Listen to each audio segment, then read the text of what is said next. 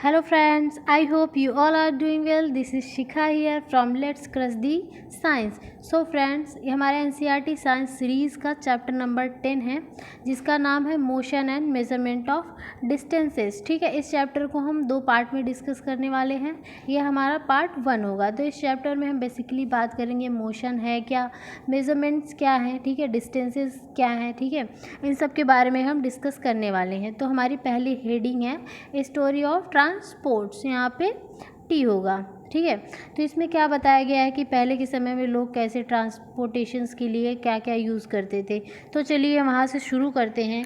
Long ago people did not have any means of transport. पहले के समय में लोगों के पास कोई ट्रांसपोर्ट का मीडियम नहीं था। They used to move only on foot and carry goods on their back. ठीक है, क्या करते हैं, वो पैदल ही मूव करते थे एक प्लेस से दूसरी प्लेस पे। और क्या करते थे, कोई सामान कोई गुड्स कैरी करना होता तो क्या करते थे, उसको अपने बैग पे रख लेते थे। ठीक है, फिर धीरे धीरे क्या हुआ, उन्होंने ऐसे एनिमल्स का यूज़ करने लगे ट्रांसपोर्टेशंस में। जैसे कि आज भी डिज़र्ट में जो रेगिस्तान है वहाँ पे किसका यूज़ किया जाता है, कैमल का यूज़ किया जाता है as a mean of transportations. ठीक है, फिर क्या हुआ, for transport through water routes boats were use for ancient times. क्या हुआ कि एंशियंट टाइम से ही बोट्स का यूज़ किया जाता था वाटर में ट्रांसपोर्ट के लिए। ठीक है, फिर क्या हुआ आगे चल के, to begin with boats were simple log of wood in which a hollow cavity could be made. क्या था, शुरुआत में जो बोट्स थे वो एक लॉग होता था, जो लकड़ी का टुकड़ा होता था, उससे क्या होता, उसमें एक हॉलो कैविटी बना देते थे, उसी से सिंपल बोट तैयार हो जाती थी। फिर आगे क्या हुआ, उन्होंने और भी बहुत कुछ सीखा। उन्होंने क्या सीखा कि वो जो पीसेज ऑफ वुड्स थे उनको एक साथ लाना सीखा और उसको एक शेप दिया बोट का। ठीक है, फिर आगे क्या हुआ, इसी तरह उन्होंने ऑटोमोबाइल्स जैसे कि मोटर कार्स, ट्रक्स, बसेज, इन सब का इन्वेंशन किया। फिर क्या हुआ, motorised boats and ships were used as means of transport on water. फिर धीरे धीरे क्या हुआ कि जो इंजन से, जो मोटर से बनाए गए बोट्स, शिप्स, इन सब का यूज़ उन्होंने किया as a mean of transport in water, पानी में। ठीक है, फिर क्या हुआ कि 1900 में क्या हुआ, एरोप्लेन का डेवलपमेंट देखने को मिला। तो ये क्वेश्चन आपका बन सकता है कि एरोप्लेन का डेवलपमेंट कब देखने को मिला, तो क्या अर्ली ईयर्स ऑफ 1900 यानी कि 1900 में आपको 1900 शताब्दी में आपको एरोप्लेन का डेवलपमेंट देखने को मिला। फिर उसके बाद क्या हुआ कि वो पैसेंजर्स को कैरी करने के लायक नहीं थे। फिर उसमें क्या हुआ, इम्प्रूवमेंट हुआ। ठीक है, उन्होंने इम्प्रूव किया उसे। फिर उसके बाद क्या किया, वो carry passengers and goods also. ठीक है, उससे उसकी मदद से वो पैसेंजर्स को भी एक जगह से दूसरी जगह ले जाने लगे और सामान भी इंपोर्ट एक्सपोर्ट होने लगा। फिर इसके बाद ऐसे ही ई ट्रेन्स यानी इलेक्ट्रिक ट्रेन्स जो बिजली से चलती है, मोनो रेल्स, आपका मेट्रो ट्रेन हो गया, जो सुपरसोनिक एरोप्लेन्स। ठीक है, सुपरसोनिक एरोप्लेन्स क्या है, बहुत तेज़ से आवाज़ करते हैं। ठीक है, और बहुत फास्ट होते हैं। स्पेस क्राफ्ट का यूज़ हम स्पेस में जाने के लिए करते हैं। ठीक है, जो अंतरिक्ष यान जो होता है उसको अंतरिक्ष यात्री यूज़ करते हैं। ठीक है, आज some of the contribution of the 20th century. इन सब का डिस्कवरी कब हुआ, 20th सेंचुरी में, यानी 20वीं शताब्दी में इन सब का डेवलपमेंट देखने को मिला। यानी कि E train, monorail, supersonic aeroplanes, spacecraft, इन सब का 20th सेंचुरी में डेवलपमेंट देखने को मिला। फिर आगे मूव करते हैं, आखिर है क्या। यहाँ पे कुछ हैं आपके मीन्स ऑफ ट्रांसपोर्टेशंस की, जैसे एरोप्लेन है। ठीक है, ये आपका हो गया शिप, बाइसिकल, बुलक कार्ट, बस, ट्रेन। ठीक है, तो चलिए आगे देखते हैं क्या। How wide is this desk. ठीक है, कोई डेस्क कितनी लंबी है, चौड़ी है, क्या है। ठीक है, कितनी बड़ी है, इन सबको पता करने के लिए हमें किसकी ज़रूरत हुई, मेज़रमेंट की ज़रूरत हुई। अब तक तो हम देख रहे थे कि कैसे हम ट्रैवल करते थे, इंपोर्ट एक्सपोर्ट के लिए क्या यूज़ करते थे। तो इसमें जो दूसरी हेडिंग आई वो क्या था, how wide is this desk, यानी कि यह डेस्क जो है कितनी वाइड है। ठीक है, उसके बारे में फाइंड आउट करके चलिए पता करते हैं इसमें है क्या।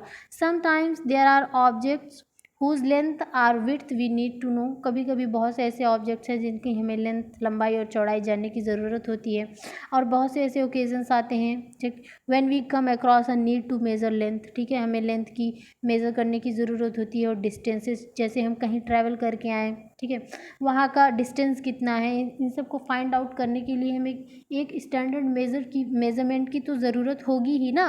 तो उसी के बारे में हम पढ़ते हैं, जैसे कि एक टेलर कैसे यूज़ करता है मेज़रमेंट का, उसके बारे में पता करते हैं। अगर उसे कोई कुर्ता स्टिच करना हुआ तो उसका वो मेज़रमेंट लेगा ना, उसका क्लोथ का मेज़रमेंट तो लेगा, आखिर कितने में वो बन के तैयार होगा।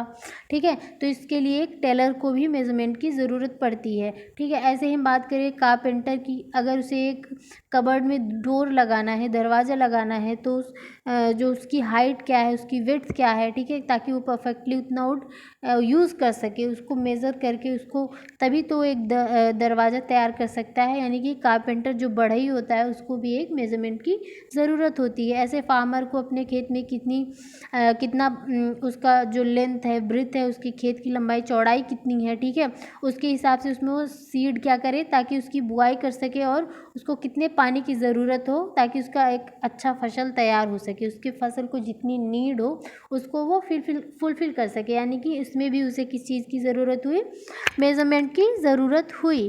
फिर ऐसे ही अगर हम बात करें, यहाँ पे आपको कुछ मेज़रमेंट्स देखने को मिलते हैं। ठीक है, सम मेज़रमेंट्स, हैंड स्पैन क्या है, एक ट्रेडिशनल मेथड है। सीटेट में भी क्वेश्चन बना था, उसमें ऐसे 4 ऑप्शंस दे रखे थे, उसमें हैंड स्पैन भी दे रखा था कि क्या ये भी मीन्स ऑफ मेज़रमेंट है। ठीक है, तो हैंड स्पैन था उसमें। यहाँ पे आपको देखने को मिल सकता है कि आखिर है क्या। जैसे हैंड स्पैन ये है, जैसे कि हम हथेली की मदद से लेते हैं। ठीक है, ये जो हमारा थंब है और ये जो लिटिल फिंगर है, यहाँ तक का डिस्टेंस क्या है, हैंड स्पैन में यूज़ किया जाता है। ऐसे यहाँ पे एक स्टोरी बताई गई है कि आखिर हमें एक स्टैंडर्ड मेज़रमेंट की क्यों ज़रूरत हुई, इसलिए आपको इस कहानी से अच्छे से समझ में आएगा। जैसे कि अगर मान लीजिए इसमें 1-2 कैरेक्टर्स हैं एनसीईआरटी में, एक बूझो और पहेली। ठीक है, वो क्या करते हैं, एक डेस्क है उसका मेज़रमेंट लेना चाहते हैं, तो उनके पास गिल्ली और डंडे हैं। ठीक है, ये क्या है, ये गिल्ली है और ये डंडा है। तो इससे क्या होता है कि उनको 2 गिल्ली और 2 डंडे में इन्होंने एक मेज़ का जो लेंथ है उसको मेज़र कर लिया। ठीक है, फिर क्या हुआ कि अगले दिन उनका गिल्ली डंडा खो जाता है, तो एक नई गिल्ली डंडा तैयार करते हैं वो।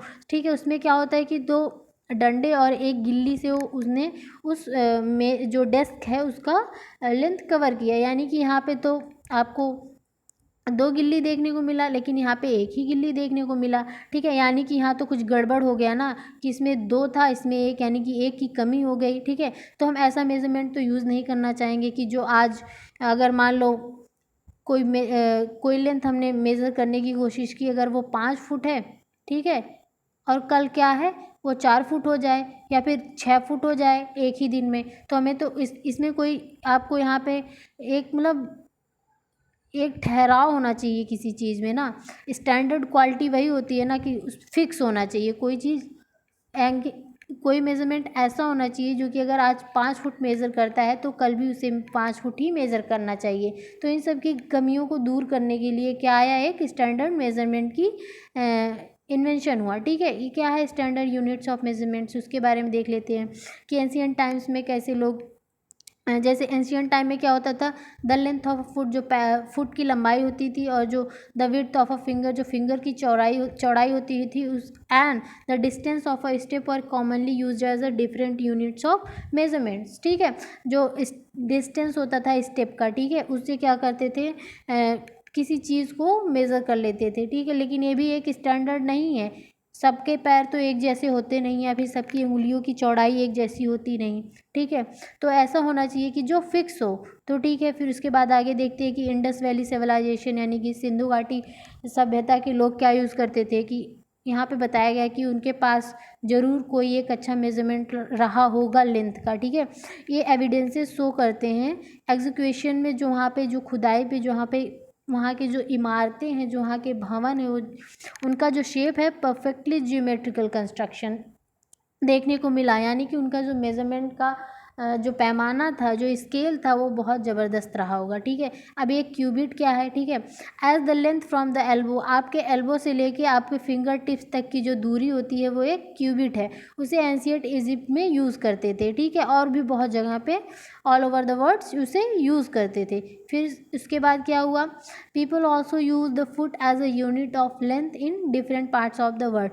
फिर उसके बाद लोगों ने फुट का भी यूज़ किया डिफरेंट पार्ट्स में एज अ लेंथ के मेजरमेंट में। ठीक है, लेकिन हर जगह पे क्या होता था? The length of the foot used varied slightly from region to region. मतलब अगर एक जगह पे कुछ और है तो दूसरी जगह पे कुछ और, मतलब बदलता रहता था, वो फिक्स नहीं था। ऐसे क्या था कि people measured a yard of cloth by the distance between the end of the outstretched arm and the their chin. ठीक है, अपने चिन से लेके, ठीक है, अपने चिन से लेके अपने एक हाथ को फैलाते थे और जो फिंगर टिप्स होता था वहाँ तक की दूरी को वो एक यार्ड के रूप में यूज़ करते थे। ठीक है, फिर आगे क्या हुआ कि एंशियंट इंडिया में क्या होता था? जो स्मॉल लेंथ मेजरमेंट का था वो क्या होता था? वो अंगुल होता था, फिंगर का यूज़ करते थे, 1 अंगुल 2 अंगुल। ठीक है, और मुट्ठी का यूज़ करते थे जिन्हें हम फिस्ट कहते थे। ठीक है, फिर उसके बाद 1970 में जो फ्रेंच लोगों ने, उन्होंने एक स्टैंडर्ड यूनिट का मतलब इन्वेंशन किया जिसे उन्होंने क्या नाम दिया? Matric system. यानी कि मैट्रिक सिस्टम किसकी देन है? तो फ्रेंच लोगों की देन है। और कब इन्वेंट हुआ? तो 1790 में। ये आपका क्वेश्चन बन सकता है। ठीक है, फिर आगे क्या हुआ?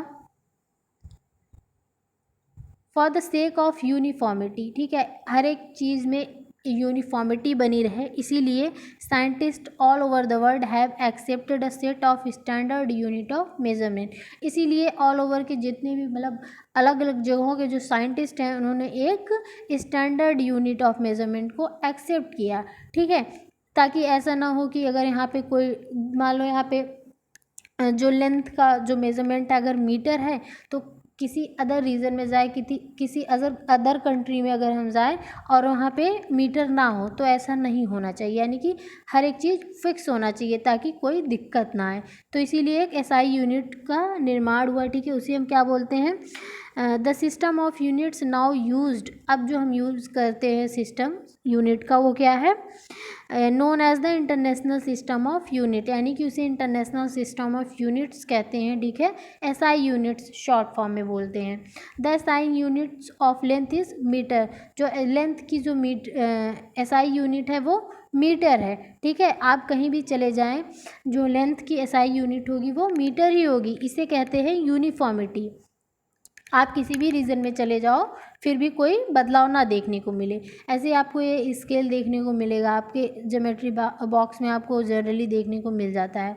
ठीक है, अब क्या होता था कि each metre is divided into 100 equal division. जो एक मीटर होता था उसको 100 इक्वल पार्ट्स में डिवाइड कर लिया जाता था। इसे क्या बोलते थे? सेंटीमीटर्स बोलते थे। ठीक है, each centimetre has 10 equal division.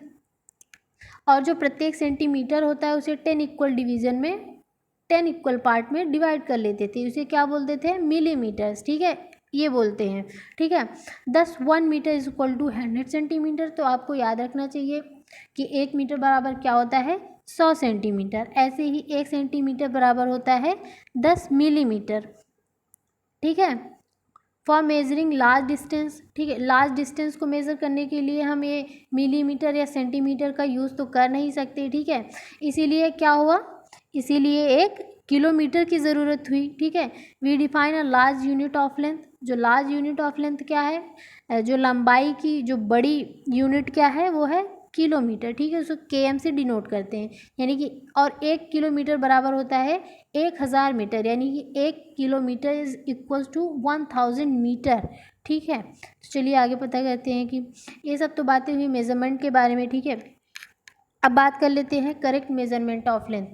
जो कैसे पता करें कि हमने करेक्ट मेज़रमेंट लिया है कि नहीं किसी लेंथ का, उसके बारे में पता करते हैं। ऐसा करने के लिए हमें बहुत सी चीज़ों का ध्यान रखना पड़ेगा, जो कि ये रहा। ठीक है, place the scale in contact with the object along with its length. ठीक है, जो ऑब्जेक्ट हो उसको स्केल पे, जो स्केल हो उसको कांटेक्ट में रखना चाहिए ऑब्जेक्ट के, उसके लेंथ के साथ। ठीक है, इन सम स्केल्स क्या होता है कि उसके एंड ब्रोकन होते हैं, टूटा होता है। ठीक है, you may not be able to see the zero mark clearly. आपको उसका जो ज़ीरो लाइन है, ज़ीरो मार्क है, वो आपको देखने को क्लियरली नहीं मिलता है। तो इन सब के केस में क्या करना चाहिए, you should avoid taking measurement from the zero mark of the scale. तो ज़ीरो मार्क से जो ब्रोकन एंड है वहाँ से नहीं मेजरमेंट लेना चाहिए। You can use any other full mark of the scale. उसमें जो कोई भी फुल मार्क हो, मान लो ज़ीरो ब्रोकन है, 1 तो होगा, तो 1 से स्टार्ट करो, ठीक है। यहाँ पे आपको देखने को मिलेगा करेक्ट मेजरमेंट कौन सा है, तो ये गलत मेजरमेंट है और ये सही मेजरमेंट है। ऐसा क्यों, क्योंकि आपने देखा यहाँ पे कोई भी मार्क नहीं यहाँ पे है, ठीक है। यहाँ पे 1 से लिया गया है, यानी कि करेक्ट क्या होगा, 1 से जो स्टार्ट किया है वो सही होगा। इन सब केसेस में क्या करना चाहिए कि अगर मान लो आपने फुल मार्क्स नहीं है तो इसमें क्या करें, आप किसी भी एक जहाँ से फुल मार्क्स है वहाँ से स्टार्ट करें। फिर उसके बाद then you must subtract the reading of this mark from the reading at the other end. जहाँ से टूटा है वहाँ से आप फिर से उसको उतना सब्ट्रैक्ट कर दें, ठीक है। जैसे यहाँ पे एक एग्जांपल के रूप में देखते हैं। अगर मान लीजिए कोई 1 सेंटीमीटर का है, ठीक है, एक एंड पे 1 सेंटीमीटर है and eight the other and it is 14.3 centimetre. तो क्या करें, आप उसमें से 14.3 में से 1 सेंटीमीटर को आप क्या करें, माइनस कर दे, आपको 13.3 सेंटीमीटर करेक्ट रीडिंग मिल जाएगा। इसमें से कौन से बच्चे ने सही तरीके से रीडिंग ली है, तो उसके बारे में बताया गया है कि रीडिंग पोजीशन कौन सा है जो कि करेक्ट है। तो बी वाले का सही है एकदम, उन्होंने क्योंकि एकदम सीध में, नाक की सीध में देखना चाहिए, वो करेक्ट रीडिंग है। बाकी इनका गलत है। चलिए आगे मूव करते हैं, ठीक है। तो आज के लिए इतना ही। थैंक्स फॉर वॉचिंग, ठीक है। अगर आपको पसंद आया तो वीडियो को लाइक करें, ठीक है। कमेंट करें कि मैं और क्या अच्छा कर सकती हूँ आपके लिए, ठीक है। आप शेयर कर सकते हैं अपने फ्रेंड्स को, ठीक है। आप अगर आपने अभी तक चैनल को सब्सक्राइब नहीं किया है तो चैनल को सब्सक्राइब करें। Thank you for watching guys, मिलते हैं नेक्स्ट वीडियो में, तब तक के लिए